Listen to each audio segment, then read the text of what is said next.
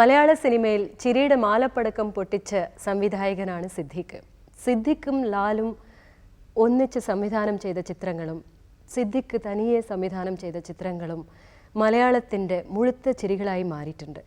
ചിരി ആരോഗ്യത്തിന് ഹാനികരമല്ലെന്ന് തെളിയിച്ച ഡയറക്ടർ സിദ്ദിഖിനെ സ്നേഹപൂർവ്വം പരിപാടിയിലേക്ക് സ്വാഗതം ചെയ്യുന്നു. നമസ്കാരം.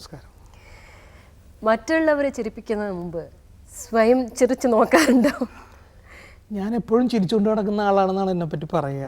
എല്ലാവരും പറയുന്ന ഒരു കംപ്ലൈൻ്റ് ആണോ ഒരു കോംപ്ലിമെൻ്റ് ആണോ എന്നറിയില്ല. എപ്പോഴും എൻ്റെ മുഖത്ത് ചിരി ഉണ്ടാവും. അതിന് കാരണമൊന്നും വേണ്ട. ഞാൻ പൊതുവേ ഒരു ചിരി ഇഷ്ടപ്പെടുന്ന ആളാണ്. ഒരു ഹാപ്പി ഗോ ലക്കി. അതെ, എപ്പോഴും. അത് ഒരു വളരെ അപൂർവം സമയങ്ങളിലേ എൻ്റെ മുഖത്ത് ചിരിയില്ലാതിരിക്കുകയുള്ളൂ. ഇപ്പോൾ ഒരു പടം നിർമ്മിക്കണമെന്ന് തീരുമാനിച്ച് കഴിഞ്ഞിട്ട് അത് ഡെഫിനറ്റ്ലി സാർ ചെയ്യുമ്പോൾ അതൊരു ആ genre film is comedy based ആണല്ലോ.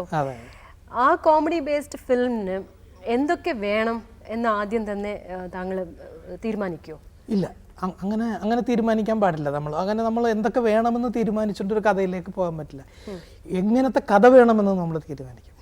അപ്പോൾ എങ്ങനത്തെ കഥ വേണമെന്ന് തീരുമാനിക്കുന്നത് എങ്ങനെയാണെന്ന് വെച്ചാൽ നമ്മുടെ മുൻപുള്ള ചിത്രങ്ങളിൽ നിന്ന് അതിൽ വന്നിരിക്കുന്ന കഥാപാത്രങ്ങൾ അല്ലാത്തത്, പിന്നെ ഇപ്പോൾ വന്നുകൊണ്ടിരിക്കുന്ന സിനിമകൾ, ഇപ്പോൾ കറണ്ടായിട്ട് ഓടിക്കൊണ്ടിരിക്കുന്ന സിനിമകൾ, പിന്നെ എൻ്റെ സിനിമ റിലീസാകാൻ പോകുന്ന സമയത്ത് വരുന്ന സിനിമകൾ, അതിൻ്റെയൊക്കെ കണ്ടന്റ് നമ്മളൊന്ന് അന്വേഷിക്കും. അതിൽ നിന്നും ഡിഫറൻ്റ് ആയിട്ടുള്ള അതൊന്നും അല്ലാത്തതാകണം എന്ന് പറഞ്ഞിട്ടാണ് നമ്മളൊരു അന്വേഷണം തുടങ്ങുക.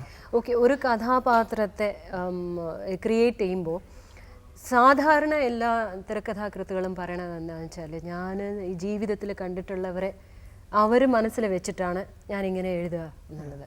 അങ്ങനെ എന്തെങ്കിലും റിഫ്ലക്റ്റ് ചെയ്തിട്ടുണ്ടോ? പല തരത്തിലുണ്ട്. ഇപ്പോൾ നമ്മൾ ഒരു കഥാപാത്രത്തെ നമ്മൾ എവിടെയെങ്കിലും കണ്ട ആളുണ്ടാവും. ഏതെങ്കിലും ജീവിതത്തിൽ നമ്മൾ പല സ്ഥലത്ത് വെച്ച് കണ്ട ആളുണ്ടാവും. രസകരമായ ഒരു ക്യാരക്ടറായിരിക്കും അയാളുടെ. അപ്പോൾ ഇയാളെ നമ്മൾ മനസ്സിൽ വെച്ച് ഇയാൾ കൊള്ളാമല്ലോ എന്ന് നമ്മൾ മനസ്സിൽ കുറിച്ചിടും. എന്നിട്ട് ഇത് ഇത് നമുക്ക് ഓർമ്മ വരിക എന്ന് നമുക്ക് പറയാൻ പറ്റില്ല. ചിലപ്പോൾ നമുക്കൊരു കഥയിൽ ഇരിക്കുമ്പോഴൊരു ക്യാരക്ടർ വേണം, അല്ലെങ്കിൽ അയാൾക്കൊരു സ്വഭാവം വേണം, അയാൾക്കൊരു പ്രത്യേകത വേണമെന്ന് പറയുമ്പോഴാണ് ചിലപ്പോൾ പെട്ടെന്ന് ഇതിങ്ങ് വരും. അത് വരും. അപ്പൊ അതിനെയാണ് നമ്മൾ ഗുരുത്വം, ദൈവാധീനം എന്നൊക്കെ പറയുന്നത്. അത് ഓർമ്മ വരണമല്ലോ, ഒബ്സർവൻസ് ആണ്. അതെ. അപ്പൊ വരുമ്പോഴാണ് ഒരുപാട് ഒബ്സർവൻസ് വേണം എന്നുള്ളത്. ഒബ്സർവേഷൻ ഡെഫിനറ്റ് ആയിട്ട് വേണം. ഇപ്പോൾ എവിടെ ഇരുന്നാലും ഞാൻ സംസാരിക്കുന്നതിനേക്കാൾ കേൾവിക്കാരനാകാനാണ് എനിക്കിഷ്ടം. ഞാൻ ഇങ്ങനെ കേട്ടുകൊണ്ടിരിക്കും. ആളുകൾ ഇങ്ങനെ പറയുന്നത് ഞാൻ മണിക്കൂറുകളോളം കേട്ടുകൊണ്ടിരിക്കും. അപ്പോൾ എൻ്റെ കൂടെ ലാല്, ഞങ്ങൾ ഒരുമിച്ചുണ്ടായിരുന്നപ്പോൾ ലാല് പറയുമായിരുന്നു, തൻ്റെ ഒരു ക്ഷമ. ഞാൻ പറഞ്ഞു, അതിനകത്ത് എന്തെങ്കിലും നമുക്ക് കിട്ടുന്നില്ലേ എന്ന് പറയും. കാരണം ഒരു കാര്യമില്ലെങ്കിലും അവർ പറയുന്നത് മുഴുവൻ ഞാൻ കേട്ടുകൊണ്ടിരിക്കും. രാംജി റാവ് സ്പീക്കിംഗ് ഇന്നത്തെ സാഹചര്യത്തിൽ നിർമ്മിക്കേണ്ടി വന്നാൽ അത് അങ്ങനെ തന്നെ ചെയ്യോ, അല്ലെങ്കിൽ എന്തെങ്കിലും മാറ്റങ്ങൾ ഉണ്ടാക്കി? ഡെഫിനറ്റ് ആയിട്ട്. ഇപ്പോഴാണ് ഞാൻ രാംജി റാവ് ചെയ്യുന്നതെങ്കിൽ ഒരിക്കലും മേക്കിംഗ് സ്റ്റൈൽ അങ്ങനെ ആയിരിക്കില്ലല്ലോ. പക്ഷെ ഒരു കഥയുടെ ആ രീതി എല്ലാം മാറും. കാരണം ഇന്നിപ്പോൾ തൊഴിലില്ലായ്മ എന്ന് പറയുന്നത് അത്ര വലിയ പ്രോബ്ലം അല്ല ഇന്നത്തെ. അന്ന് ഇപ്പോൾ ഒരു 10-16 വർഷം മുൻപുള്ള സംഭവമാണ് രാംജി റാവ് സ്പീക്കിംഗ്. അപ്പോൾ അന്നത്തെ ഏറ്റവും വലിയ പ്രോബ്ലമാണ് പഠിച്ചവർക്ക് അൺഎംപ്ലോയ്മെന്റ് അല്ലേ. അപ്പോൾ അതാണ് നമ്മളത് ഹൈലൈറ്റ് ചെയ്തിരിക്കുന്നത്. ഇന്നത് ഹൈലൈറ്റ് ചെയ്താൽ ശരിയാവില്ല. അപ്പോൾ ഇന്നത്തെ കാലഘട്ടത്തിൽ അല്ലെങ്കിൽ ഇന്നത്തെ യങ്സ്റ്റേഴ്സിൻ്റെ ഇടയിലുള്ള പ്രോബ്ലം നമ്മൾ കണ്ടെത്തിയിട്ട് വേണം ഈ കഥ അതിനകത്തേക്ക് പേസ്റ്റ് ചെയ്യാൻ. അപ്പോൾ ആംബിയൻസ് നമ്മൾ ആദ്യം കണ്ടെത്തണം. ചിലപ്പോൾ അതേ ആയിരിക്കില്ല ഈ നാടക ട്രൂപ്പോ ഒന്നും ആയിരിക്കണമെന്നില്ല. ഇപ്പോൾ ഈ ഒരു കോമഡി ഫിലിംസ് അല്ലെങ്കിൽ films which make you laugh, ഇങ്ങനത്തെ പടങ്ങളിന് അത്രയധികം അവാർഡുകൾ കിട്ടുന്നില്ല എന്നുള്ള ഒരു പരാതി കുറേ ഡയറക്ടേഴ്സിൻ്റെ അടുത്തുനിന്ന് ഞാൻ കേട്ടിട്ടുണ്ട്. അങ്ങനെ ഒരു പരാതി ഉണ്ടോ? എനിക്കങ്ങനെ അവാർഡ് കിട്ടാത്തതിൽ പരാതിയൊന്നുമില്ല. കാരണം ആളുകൾ ഇഷ്ടപ്പെടുകയും ആളുകൾ എവിടെ ചെന്നാലും എന്നാലും ഒരു അംഗീകാരമല്ലേ? ഇതിനപ്പുറത്തേക്ക് വലിയൊരു അംഗീകാരം ഉണ്ടെന്ന് എനിക്ക് തോന്നുന്നില്ല. കാരണം മറ്റതൊക്കെ കുറച്ച് ആളുകൾ തരുന്നതല്ലേ. അവാർഡ് എന്ന് പറയുന്നത് ഒരു മാസ് ഡിസിഷൻ അല്ലല്ലോ. ഒരു ഗ്രൂപ്പ് ഓഫ് ആളുകൾ, അവരുടെ പ്രത്യേകമായിട്ടുള്ള അവരുടെ ടേസ്റ്റ്, അവരുടെ ഇഷ്ടങ്ങൾ അല്ലേ, അത് സ്വാധീനിക്കും എന്തായാലും അവാർഡിന്. അപ്പോൾ ഒരു 10 പേര് ചേർന്നിരുന്ന് തരുന്ന അവാർഡിനേക്കാളും എത്രയോ വലുതാണ് ഈ കേരളത്തിലെ മുഴുവൻ ജനങ്ങളും ചേർന്ന് ഈ പടം 200-300 ദിവസം ഓടിക്കുക എന്ന് പറയുന്നത്. അപ്പോൾ അതുകൊണ്ട് ഞാൻ അവാർഡിനെ കുറിച്ച് എനിക്കൊരു പരാതിയില്ല. അവാർഡ് പിന്നെ നമ്മുടെ മലയാളിക്കുള്ള ഒരു പ്രത്യേകതയാണ്, ചിരിയെ വളരെ വളരെ ചീപ്പായ കാര്യമായിട്ടാണ് കാണുന്നത്. ലോകത്ത് എല്ലായിടത്തും ചിരിയെ വലിയ കാര്യമായിട്ട് കാണുകയാണ്. നമ്മൾ മലയാളികൾ മാത്രമാണ് ഒരു ബലം പിടുത്തമുള്ള ആളുകളാണ്. ചിരിക്കും, ആസ്വദിക്കും, എല്ലാം കഴിഞ്ഞിട്ട് ചിരിക്കാം എന്ന് പറഞ്ഞിട്ട് വളരെ നിസ്സാരമായിട്ട് ഇത്രയും പ്രയാസമുള്ള അല്ലെങ്കിൽ ഇത്രയും സൃഷ്ടിക്കാൻ ബുദ്ധിമുട്ടുള്ള ഒരു ഫീൽ വേറെ ഇല്ല ചിരിയെപ്പോലെ. നമുക്ക് അത്ര നല്ല ആർട്ടിസ്റ്റുകളും ഉണ്ട് കേട്ടോ. ഇത്രയും ഈ മലയാളിയുടെ ഈ ആറ്റിറ്റ്യൂഡിനൊപ്പം തന്നെ ഇതിനെ പ്രോത്സാഹിപ്പിക്കുന്ന വേറൊരു വലിയ ഗ്രൂപ്പും ഉണ്ട്. അതുകൊണ്ടാണ് ഇപ്പോൾ ഇന്ത്യയിൽ തന്നെ ഏറ്റവും നല്ല ഹ്യൂമർ കൈകാര്യം ചെയ്യുന്ന നടന്മാരും മിക്കവാറും ഒരു 10 പേരെടുത്താൽ ഒരു 8 പേരും നമ്മുടെ മലയാളികളായിരിക്കും. നമുക്ക് അഭിമാനത്തോടു കൂടി പറയാം. ക്യാരക്ടർ ആർട്ടിസ്റ്റ് പോലും നോക്കിയാൽ അത് പറയാം.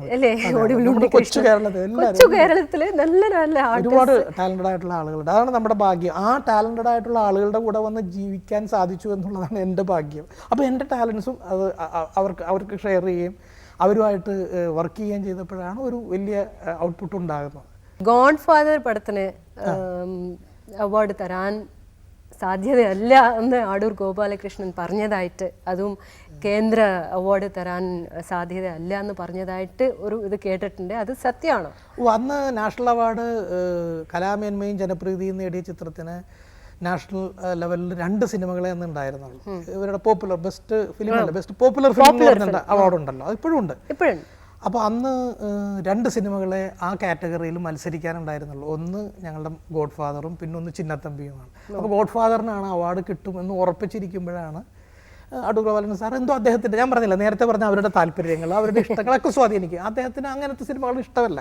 അതപ്പോൾ നമ്മുടെ കാലക്കേട്, അത് അദ്ദേഹത്തിൻ്റെ മിസ്റ്റേക്കോ വേറൊന്നുമല്ല, അദ്ദേഹത്തിന് അങ്ങനെ ഇഷ്ടമല്ല.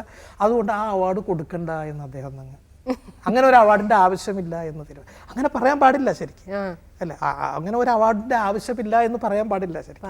അങ്ങനെ ആവശ്യമുണ്ടോ എന്ന് തീരുമാനിക്കുന്ന വേറെ ആളുകളാണ്. എനിക്ക് വേണമെങ്കിൽ ഈ ആ അവാർഡ് വേറെ ആരെങ്കിലും കൊണ്ട് സെലക്ട് ചെയ്യിക്കാം. എനിക്കത് അങ്ങനത്തെ സിനിമകളോട് താല്പര്യമില്ല എന്ന് പറയാം. ആ അവാർഡിന് അങ്ങനെ ഒരു അവാർഡിൻ്റെ ആവശ്യമില്ല എന്ന് പറഞ്ഞ് ആ കൊല്ലമാണ് ഇന്ത്യൻ നാഷണൽ അവാർഡിൻ്റെ ചരിത്രത്തിൽ ആ കാറ്റഗറിയിലുള്ള അവാർഡ് ഇല്ലായിരുന്നു ആ കൊല്ലം മാത്രം. അതാണ് നമ്മുടെ ഒരു കാലക്കേട്. നാഷണൽ അവാർഡ് കിട്ടിയില്ല, പക്ഷേ സ്റ്റേറ്റ് അവാർഡ് കിട്ടി. പക്ഷേ അതിലൊക്കെ നമ്മൾ അങ്ങനെ ദുഃഖിക്കുകയും അല്ലെങ്കിൽ അതിനോടൊരു വാശി കാണിക്കുകയും അതിനെക്കുറിച്ച് അന്നും നമ്മളോട് പലരും അതിന് റിയാക്ട് ചെയ്യണമെന്നൊക്കെ പറഞ്ഞു. നമ്മൾ എന്തിനു റിയാക്ട് ചെയ്യേണ്ട കാര്യമില്ല അതിന്. അത് അദ്ദേഹത്തിൻ്റെതായ ഇഷ്ടം പറഞ്ഞു. അദ്ദേഹം അങ്ങേര് ചെയർമാനായിരിക്കുന്ന ഒരു ജൂറിയിൽ ഇത് അയച്ചു കൊടുത്തിട്ട് അങ്ങേർക്ക് ഇഷ്ടമില്ലാത്തൊരു സിനിമയ്ക്ക് അങ്ങേരെ അവാർഡ് കൊടുത്തോളണം എന്ന് ഞാൻ പറയണത് കാര്യമില്ല. അല്ലെങ്കിൽ എനിക്ക് അങ്ങനെ അങ്ങേര് തരില്ല എന്ന് വിശ്വാസം നേരത്തെ ഉറപ്പുണ്ടായിരുന്നു. ഞാൻ അയക്കാൻ പാടില്ലായിരുന്നു. ആ ജൂറിയിൽ എനിക്ക് വിശ്വാസമില്ല, ഞാൻ അയക്കില്ലായിരുന്നു. അയച്ചിട്ട് അവർ തള്ളിക്കളഞ്ഞിട്ടോ അല്ലെങ്കിൽ അവർ കൊടുക്കണ്ട എന്ന് തീരുമാനിച്ചിട്ട് പിന്നെ അതിനെക്കുറിച്ചൊരു നമ്മളൊരു ഇഷ്യൂ ഉണ്ടാക്കിയിട്ട് കാര്യമില്ല. അത് വെറുതെ നമ്മുടെ ടൈം വേസ്റ്റ് ചെയ്യും. ആ സമയത്ത് നമുക്ക് നല്ല തമാശ പറഞ്ഞുകൊണ്ടിരിക്കുക. ശരി, ആർട്ട് സിനിമയും കമേഴ്ഷ്യൽ സിനിമയും എല്ലാവരും പറയുന്നുണ്ടല്ലോ.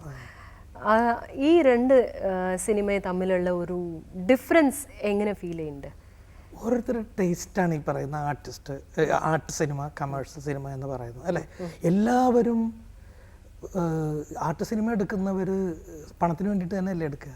വെറുതെ ആരും ആർട്ട് സിനിമ എടുക്കുന്നില്ലല്ലോ, അല്ലേ? അത് ഡയറക്റ്റ് ചെയ്യുന്ന ആൾക്കും പണമുണ്ട്, അതിൽ അഭിനയിക്കുന്ന ആളുകൾക്കും പണമുണ്ട്, അതിൻ്റെ ടെക്നീഷ്യൻസിനും പണമുണ്ട്. അതും ടിക്കറ്റ് കൊടുത്തിട്ട് തന്നെയാണ് ആളുകൾ കാണുന്നത്. അപ്പോൾ എല്ലാത്തിൻ്റെയും ബാക്കിൽ കമേഴ്ഷ്യൽ ആംഗിളും ഉണ്ട്. പിന്നെ ഈ കമേഴ്ഷ്യൽ ആംഗിള് കൂടുതലുള്ള സിനിമകളെയാണ് ഇവർ കമേഴ്ഷ്യൽ ചിത്രങ്ങൾ എന്ന് പറഞ്ഞ് കാറ്റഗറി ചെയ്യുന്നത്.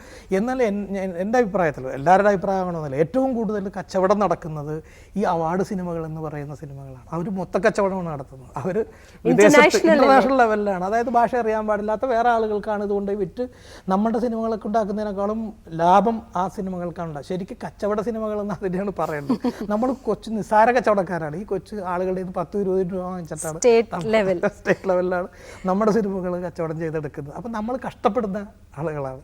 നമ്മൾ ചെറിയ കച്ചവടക്കാർ, അവർ വലിയ കച്ചവടക്കാർ. പക്ഷെ അവർക്ക് വേറൊരു ഇമേജും വേറൊരു പേരും അവർക്ക് ബുദ്ധിജീവി തലവും പിന്നെ മീഡിയ ബാക്കിങ്, അങ്ങനെ ഒരുപാട് കാര്യങ്ങളുണ്ട്. നാഷണൽ ഒരു അവാർഡൊക്കെ കിട്ടിക്കഴിഞ്ഞാൽ അതിൻ്റെതായ ഒരു ഗമയും കാര്യങ്ങളും അതിന് വേറൊരു സെറ്റപ്പും കാര്യങ്ങളും. അപ്പോൾ ഒരു കുറേയൊക്കെ നാട്യങ്ങളാണ്. അപ്പോൾ അത്തരം സിനിമകൾക്ക് ചില പ്രത്യേക സ്റ്റൈല് വേണം, അല്ലെങ്കിൽ അത്തരം സിനിമകൾക്ക് ഇങ്ങനെ ലാഗ് വേണം, ഇത്ര ലെങ്തി ഷോർട്സ് വേണം, ഡയലോഗുകൾ പറയാൻ പാടില്ല എന്നൊക്കെ പറയുന്ന ചില നാട്യങ്ങൾ, അങ്ങനത്തെ ചില കള്ള സൃഷ്ടികളും അതിൻ്റെ കൂട്ടത്തിൽ ഇറങ്ങി പോകുന്നുണ്ട്. വളരെ പവർഫുൾ ആയിട്ടുള്ള എത്രയോ മനോഹരമായ സിനിമകളുണ്ട്. ഈ പറയുന്ന സ്ലോ പേസ് ഉള്ള സിനിമകൾ പോലും നമ്മളെ മനസ്സിൽ തൊടുന്ന, നമ്മളെ ഞെട്ടിപ്പിക്കുന്ന, ചിന്തിപ്പിക്കുന്ന എത്രയോ സിനിമകൾ ഉണ്ടാകുന്നുണ്ട്. അല്ലാത്ത കള്ളത്തരം സിനിമകൾ അതൊക്കെ പിന്നെ അതൊക്കെ ഒരു അന്തം വിട്ടിരിക്കില്ലേ. നമ്മളൊരു കമേഴ്ഷ്യൽ സിനിമകളെക്കാളും ആസ്വദിക്കുകയല്ലേ നമ്മളത്. അപ്പോൾ അത്രയ്ക്കൊരു popular cinema, Indian popular cinema ഉണ്ടായിട്ടില്ല ആക്ച്വലി നോക്കുമ്പോൾ. അതെ, അതിനോളം ഒരു കമേഴ്ഷ്യൽ സിനിമയെക്കാളും മേളിലല്ലേ അതിൻ്റെ കമേഴ്ഷ്യൽ സക്സസ്. അപ്പോൾ ഒരു ആർട്ട് സിനിമയ്ക്ക് കമേഴ്ഷ്യൽ സക്സസ് ഉണ്ടാകുക എന്ന് പറയുന്നത് ചീത്തക്കാര്യമല്ല. അതേപോലെ ഒരു കമേഴ്ഷ്യൽ സിനിമയ്ക്ക് ഒരു ആർട്ട് ഗുണം ഉണ്ടാകുന്നതും നല്ല കാര്യം തന്നെയാണ്. അപ്പോൾ രണ്ടിനും വെരി വെൽ സെറ്റ്.